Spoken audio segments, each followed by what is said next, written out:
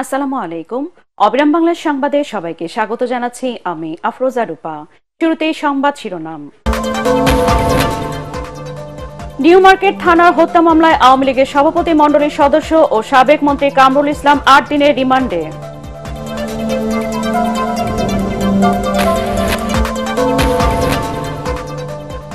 বিশ্ববিদ্যালয় দাবিতে আজ ফের অবরোধে ঘোষণা, শিক্ষার্থীদের দাবি না মানা পর্যন্ত বন্ধ থাকবে তিতুমির কলেজের সব কার্যক্রম।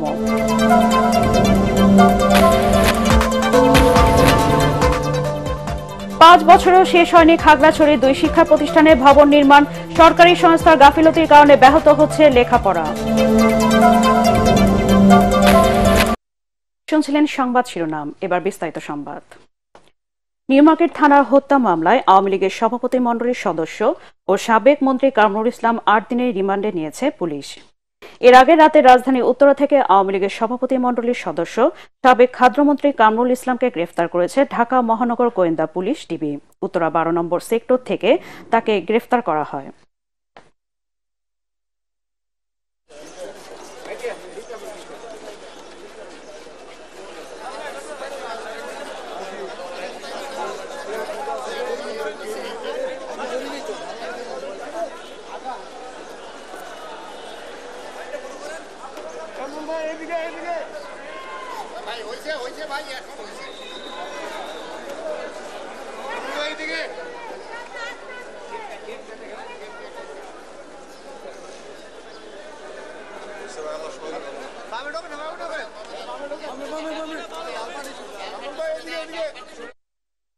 সরকারি তিতুমির কলেজকে বিশ্ববিদ্যালয়ে রূপান্তর করার দাবিতে রাজধানীর মহাখালীতে সকাল ১১টা থেকে বিকাল ৪টা পর্যন্ত পজা সড়ক ও রেলপথ অবরোধের ঘোষণা দিয়েছে আন্দোলনকারী শিক্ষার্থীরা।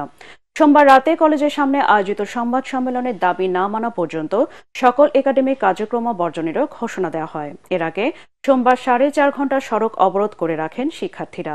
এতে গুরুত্বপূর্ণ সড়কটির দুই পাশে সব ধরনের যান চলাচল বন্ধ হয়ে যায়। চরম ভোগান্তিতে পড়ে মানুষ। মিজান শাহজাহানের রিপোর্ট। টানা ৪.৫ ঘণ্টা অবরোধ শেষে মহাখালীতে কলেজ ক্যাম্পাসের সামনে সন্ধ্যায় ফের অবস্থান নেন আন্দোলনকারী শিক্ষার্থীরা। এতে বন্ধ হয়ে যায় রাস্তায় যান চলাচল। আন্দোলনকারীদের একটি প্রতিনিধি দল সচিবালয়ে সাক্ষাৎ করেন শিক্ষা উপদেষ্টার সাথে। আলোচনা সফল না হওয়ায় সেখানে অনশনে বসেন তারা। পরে ক্যাম্পাসে ফিরে আন্দোলন চালিয়ে যাওয়ার কথা জানান শিক্ষার্থীরা।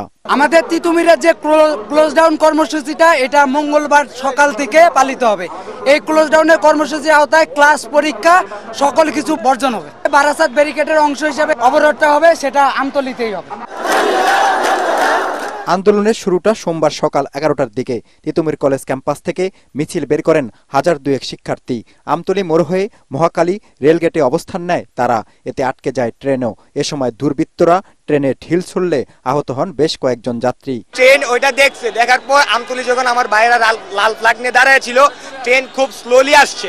আসার পর ওই আমতলী পার হওয়ার পর ট্রেন এত স্পিড করছে, আমরা এখানে বসেছিলাম, আমরা ভাই ব্রাদার যারা আন্দোলন করতেছি সবাই বসেছিলাম।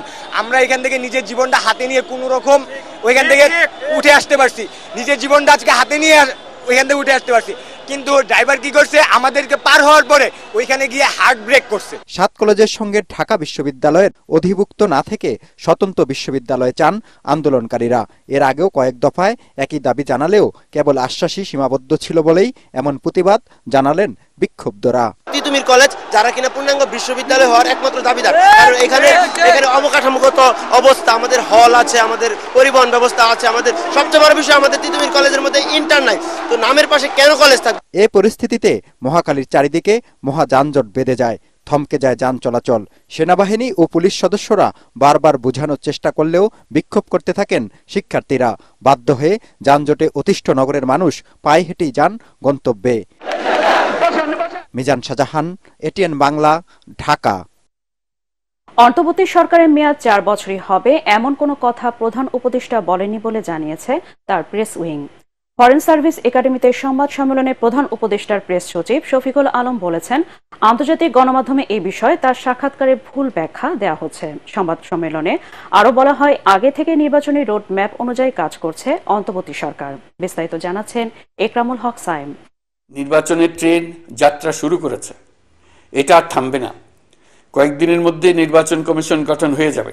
জাতির উদ্দেশ্যে দেওয়া ভাষণে রোববার নির্বাচনী ট্রেনের যাত্রা শুরু হয়েছে বলে জানান প্রধান উপদেষ্টা ডক্টর মোহাম্মদ ইউনূস। তবে তার এই বক্তব্যের ভিন্ন বার্তা পাওয়া যায় কাতার ভিত্তিক টেলিভিশন চ্যানেল আল জাজিরা দেয়া সাক্ষাৎকারে। এতে সরকারের মেয়াদ 4 বছর হওয়ার ইস্যুতে নানা আলোচনা তৈরি হয় রাজনৈতিক অঙ্গনে। How long you are prepared to stay as an interim? I think everybody has interim government. We are not his perpetual government. With a regular government is for 5 years, for example. That's about it. Or the new constitution may say 4 years, probably, because people want to move faster term of the. So it should be under 4 years, that for sure. It may be less. So it's all question of what people want. The population, the political parties want. যদিও প্রধান উপদেষ্টার বক্তব্য ভিন্নভাবে উপস্থাপন করা হয়েছে বলে দাবি তার প্রেস উইং এর। বক্তব্যটা কিন্তু উনি ক্লিয়ার করেছেন। 4 বছরের কথা বলা হয়েছিল, উনি বলেছে কিন্তু লেস দেন দ্যাট। কখনো বলে নাই যে 4 বছর বা লেস দেন দ্যাট, বলেছে 4 বছর না, less than that. So I think ওখানেই ক্লিয়ার করা আছে, আমাদের আর এক্সট্রা ভাবে ক্লিয়ার করার কিছু নেই। বলা হচ্ছে যে 4 বছর মানে পার্লামেন্টের ডিউরেশন 4 বছর আনা হোক। আপনার এই পরিপ্রেক্ষিতে হচ্ছে এটা কিন্তু এই কেয়ারটেকার মানে ইন্টারিম গভর্নমেন্টের ইয়েতে, তখন ওনাকে যখন এটা জিজ্ঞেস করলো যে আপনার ক্ষেত্রে কি 4 বছর নাকি এই টাইপের, আপনি ভালো মতো করে শুনেন। সংবাদ সম্মেলনে আবারও জানানো হয় শিগগিরই গঠন হচ্ছে নির্বাচন কমিশন। এছাড়া সংবিধান থেকে ধর্মনিরপেক্ষতা বাদ দেওয়া হচ্ছে কিনা এই প্রসঙ্গটিও উঠে আসে। সরকার একটা কনস্টিটিউশনাল পজিশন করে দিয়েছে, তারা 31শে ডিসেম্বরের মধ্যে তারা তাদের রিপোর্টটা দিবেন। সেই রিপোর্টটা দিয়ে সরকার পলিটিক্যাল পার্টিগুলোর সাথে বসে ডিসাইড হবে যে আসলে বাংলাদেশের এই যে 1972 যে কনস্টিটিউশন হয়েছে সেটা অ্যামেন্ডমেন্ট হবে না কি হবে। এ সময় দ্রব্যমূল্য পরিস্থিতি নিয়েও কথা বলে প্রেস উইং। মানুষের নিত্য প্রয়োজনীয় যে দ্রব্যমূল্য যেটা দরকার হয় প্রতিদিন, সেটার দাম কতটা কমানো যায়। আপনারা দেখেছেন আমাদের এফোর্টের কারণে ডিমের দাম কমেছে, অন্যান্য দামও আমরা যেটা মনিটর করছি সবই নিম্নমুখী। পূর্ণাঙ্গভাবে কয়েকটি সংস্কার কমিশন গঠনের কথা তুলে ধরা হয় সংবাদ সম্মেলনে। ইকরামুল হক সায়েম, এটিএন বাংলা, ঢাকা। 44তম বিসিএস এর মৌখিক পরীক্ষা বাতিল এবং 45তম বিসিএস এর লিখিত পরীক্ষার খাতা পুনর্মূল্যায়নের সিদ্ধান্ত নিয়েছে সরকারি কর্ম কমিশন পিএসসি। এক সংবাদ বিজ্ঞপ্তিতে জানানো হয় 2024 সালের 8 মে শুরু হওয়া 44তম বিসিএস এর মৌখিক পরীক্ষা সবশেষ 25 আগস্ট স্থগিত করা হয়। এই পরীক্ষা বাতিলের কারণে লিখিত পরীক্ষায় উত্তীর্ণ এসব প্রার্থীকে আবার মৌখিক পরীক্ষা দিতে হবে। মৌখিক পরীক্ষার তারিখ শিগগিরই জানাবে পিএসসি। এছাড়া 45তম বিসিএস এর লিখিত পরীক্ষার খাতা তৃতীয় পরীক্ষকের মাধ্যমে আবারও মূল্যায়ন করা হবে বলেও জানানো হয়। অপরদিকে 46তম বিসিএস এর প্রিলিমিনারি পরীক্ষায় উত্তীর্ণ 10,638 জন প্রার্থীর সঙ্গে আরও সমান সংখ্যক প্রার্থীকে উত্তীর্ণ করে নতুন করে ফল প্রকাশের সিদ্ধান্ত নিয়েছে পিএসসি। সরকারি চাকরিতে প্রবেশের সর্বোচ্চ বয়সসীমা 32 বছর নির্ধারণ করে অধ্যাদেশ জারি করা হয়েছে।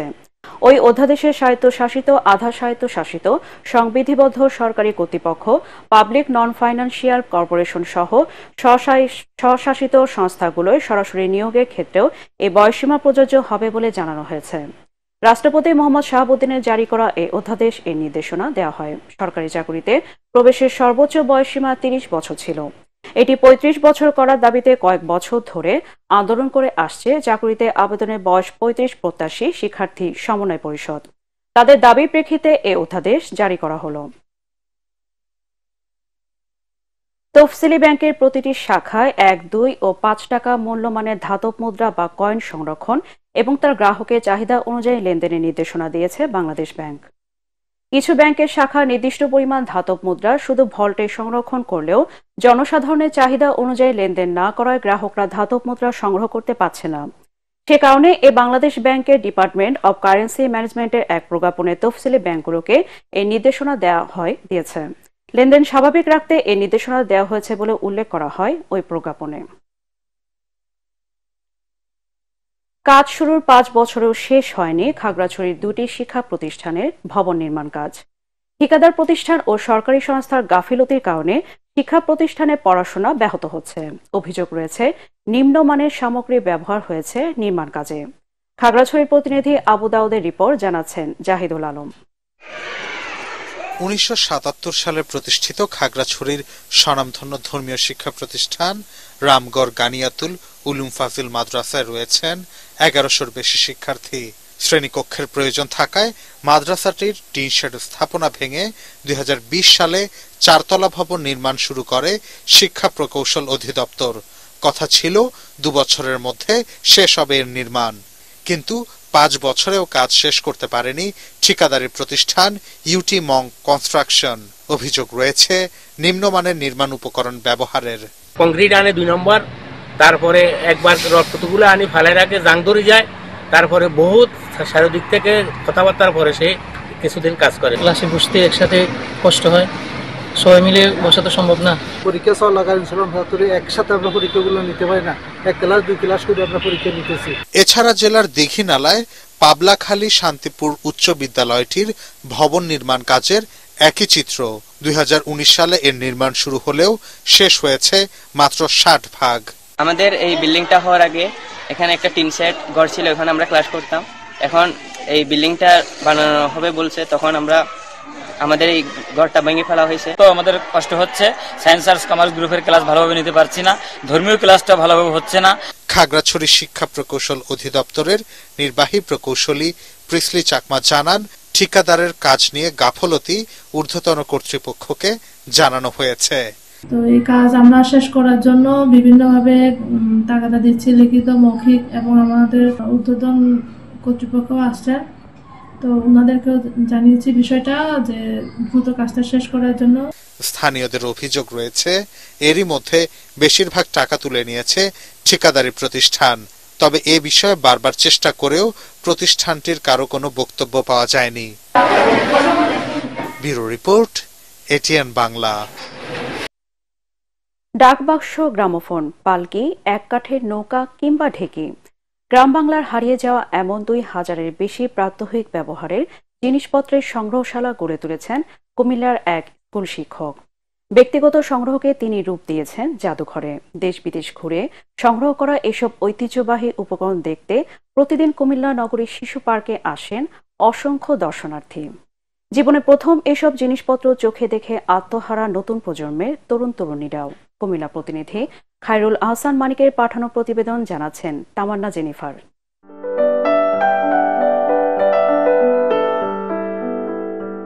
স্কুল শিক্ষক নাজমুল আবেদিন 38 বছর ধরে দেশ বিদেশের নানা এলাকা থেকে সংগ্রহ করেছেন দুর্লভ, দুষ্প্রাপ্য ও বিলুপ্ত 5 শতাধিক জিনিস। সাধারণ মানুষকে দেখার সুযোগ করে দিতে গড়ে তুলেছেন জাদুঘর।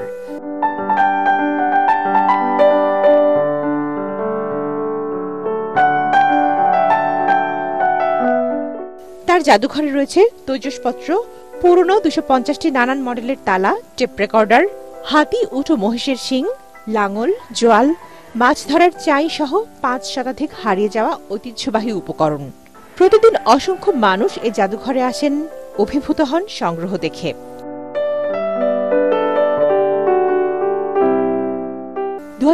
সালে কুমিল্লা সিটি কর্পোরেশনের সহায়তায় নগরীর শিশু পার্কে জাদুঘরটি স্থাপন করা হয়। প্রতিদিন সকাল 9টা থেকে রাত 8টা পর্যন্ত খোলা থাকে জাদুঘর।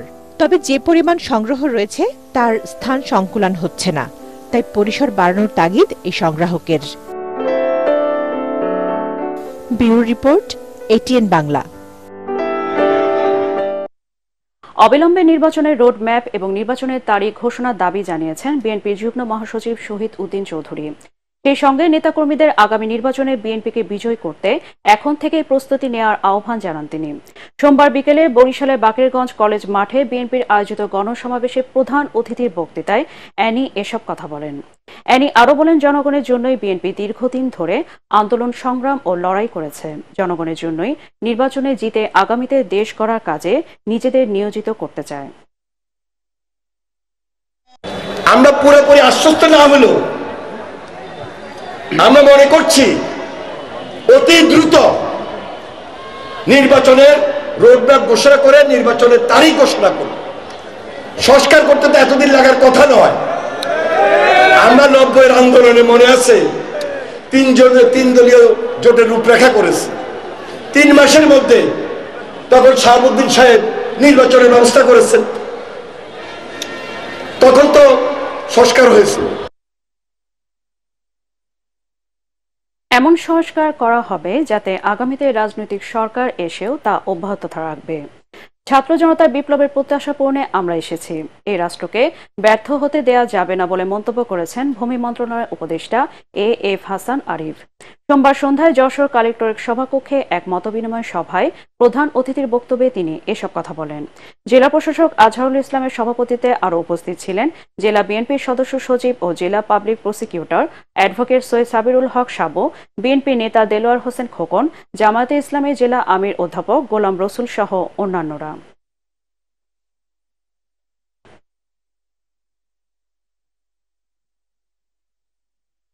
এবার সন্ধানী লাইফ ইন্স্যুরেন্স আন্তর্জাতিক সংবাদ।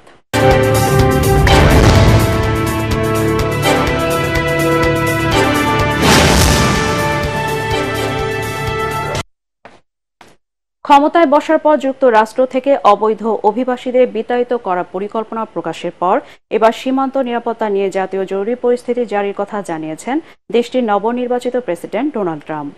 স্থানীয় সময় সোমবার এ পরিকল্পনার কথা জানিয়ে ট্রাম্প বলেন, অবৈধ অভিবাসীদের তাড়াতে সামরিক বাহিনীকে ব্যবহার করবেন তিনি। এবারের নির্বাচনে ডোনাল্ড ট্রাম্পের অন্যতম প্রধান প্রতিশ্রুতি ছিল যুক্তরাষ্ট্রকে অবৈধ অভিবাসী মুক্ত করা। মার্কিন সরকারের তথ্য অনুযায়ী যুক্তরাষ্ট্রে বর্তমানে 1,10,00,000 মানুষ অবৈধভাবে বসবাস করছে। এবারে পাটেক্স খেলার খবর।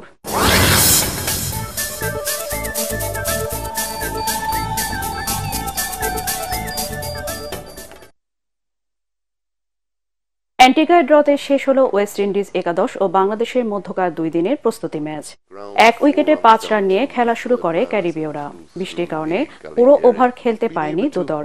তবে 25 ওভার 4 বলে প্রতিপক্ষের 8 উইকেট তুলে নেয় টাইগার বোলাররা। পেসার নাহিদ রানা আর স্পিনার তাইজুল ইসলাম ছাড়া উইকেট পেয়েছেন সবাই। 1 ওভার 4 বলে 1 রান দিয়ে হ্যাট্রিক সহ 3 উইকেট নেন হাসান মুরাদ। ওয়েস্ট ইন্ডিয়ানরা 9 উইকেটে 87 রান তোলার পর ড্র মেনে নেয় দুদল। On the back foot and in the end controlled it. শেষ মুহূর্তের গোলে উয়েফা নেশনস লিগে সুইজারল্যান্ডকে 3-2 গোলে হারিয়েছে স্পেন।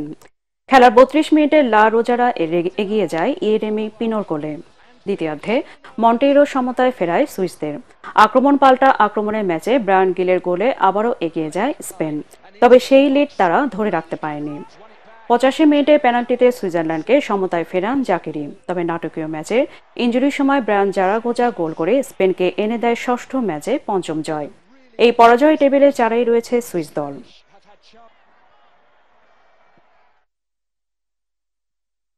শেষ করার আগে সংবাদ শিরোনাম আরেকবার।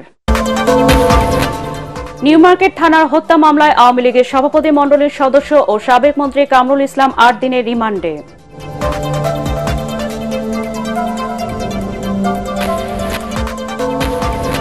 বিশ্ববিদ্যালয়ের দাবিতে আজ ফের অবরোধের ঘোষণা শিক্ষার্থীদের। দাবি না মানা পর্যন্ত বন্ধ থাকবে তিতুমির কলেজের সব কার্যক্রম।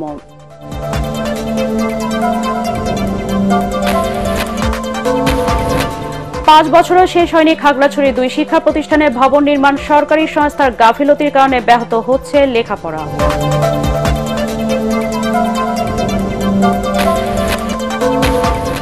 এবং কুমিল্লায় এক স্কুল শিক্ষক গড়ে তুলেছেন গ্রাম বাংলার হারিয়ে যাওয়া ঐতিহ্যবাহী উপকরণের জাদুঘর। সাড়া ফেলেছে তরুণ প্রজন্মের মাঝে।